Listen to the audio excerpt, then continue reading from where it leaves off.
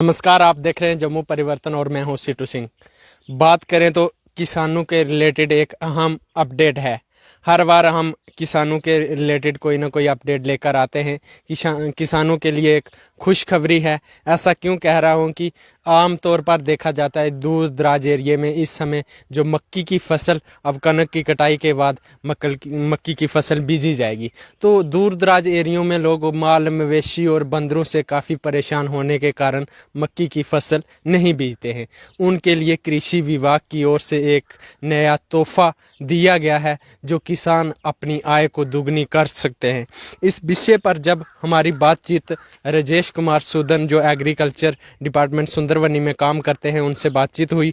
उन्होंने बताया कि इस समय एग्रीकल्चर कृषि विभाग के पास किसानों के लिए सब्सिडी के ऊपर इस समय अदरक और हल्दी का बीज है, जिससे किसान अपनी आय को दुगना कर सकते हैं और एक अच्छा खासा मुनाफा कमा सकते हैं। और उसकी क्या प्रक्रिया है हम आपको विस्तार से बताते हैं। जब उनसे बातचीत हुई, उन्होंने बताया कि इस समय जो अदरक का बीज है 96 रुपये किलो सब्सिडी के ऊपर किसानों को मिलता है, जो हल्दी का बीज है वह 50 रुपये प्रति किलो मिल देगा। और इसकी जो पैदावार है, लगभग एक कनाल में आप 1 कुंटल बीज लगा सकते हैं और उसकी 1 कुंटल की पैदावार लगभग 32 कुंटल के करीब होगी।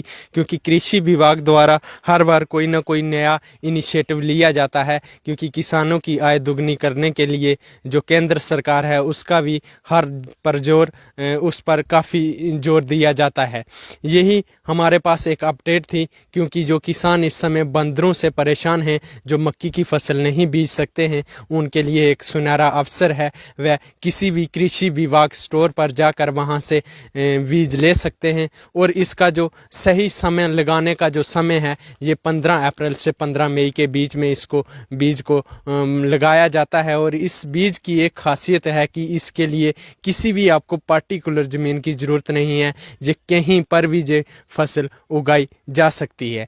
इसमें एक कनाल की जो क्षमता होती है उसमें आप लगभग 6 किलो के करीब यूरिया डाल सकते हैं, 4 किलो पोटास और 4 किलो DAP उसमें डाल सकते हैं, जो एक कनाल की इसमें क्षमता होती है। तो आपको बता दें कि सुंदरवनी हो या पूरे जम्मू कश्मीर में जहां पर भी कृषि विभाग के स्टोर हैं वहां पर आपको बीज उपलब्ध मिलेगा। और अगर हम सुंदरवनी की बात करें तो इस समय सुंदरवनी और सियोट के अंदर जो कृषि विभाग है के दफ्तर हैं, वहां पर आपको ये बीज उपलब्ध मिले हैं। और बीज लेकर आप इस बीज को बो सकते हैं और एक अच्छी खासी कमाई कर सकते हैं। और ख़ासकर उन लोगों के लिए जो मक्की की फसल से परेशान हैं, जो बंदरों से परेशान हैं, क्योंकि ये जो बीज है इस पर बंदरों का अटैक नहीं होता है, ना ही इस पर बंदर या माल मवेशी तबाह करते हैं।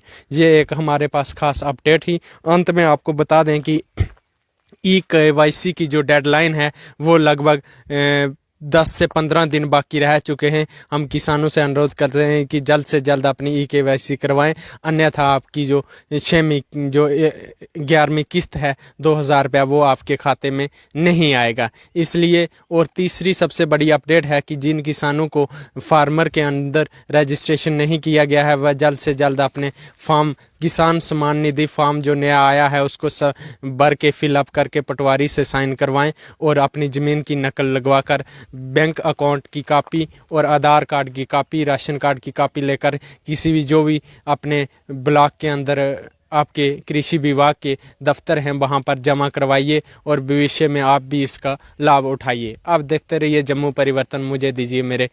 मुझे दीजिए रोहित और मुझे दीजिए इजाज़त। जय हिंद, जय।